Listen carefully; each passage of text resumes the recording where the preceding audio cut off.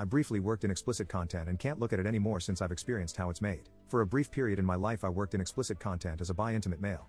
I had a friend of a friend in the business and needed the money. They told me it's unlikely I'd get anything other than bi or gay explicit content work, but I kind of expected that. I picked bi work because at least there would be a woman there.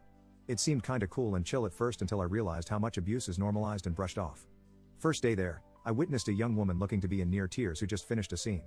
The producer and one of the camera guys were laughing about it, saying she's gotta get used to it. Next time she showed up, she seemed to be on something. I later found out the producer liked to take young women who were new to this and give them a rough scene to start out with to see if they can handle it and how they do, because he doesn't want to waste time if they aren't cut out for it.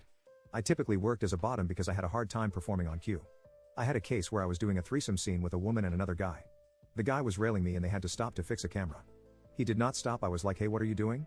We've stopped shooting, and he just held me down and kept going. He was a lot stronger than me and known for being rough. The producer didn't give a crap and didn't want to be bothered and basically told me to grow up. I had to finish a couple of scenes with him later too. The women I was performing with told me he was a jerk, but to get used to it if I want to keep working. The only decent person was the makeup girl who pulled me aside and said it was fricked up what he did. I met some cool people there too who were professional and nice, but the environment is fast paced, abuse is normalized, and there is really nothing intimate about it. You get used to seeing nude bodies. The smell is awful, stale sweat, silent farts, body odor, people doing constant exercise under poor ventilation. Like I said, I did it briefly and quit, but once I saw how the sausage is made, I really don't enjoy looking at it anymore. I also really don't want to know how easy or hard it is to find the stuff I did online.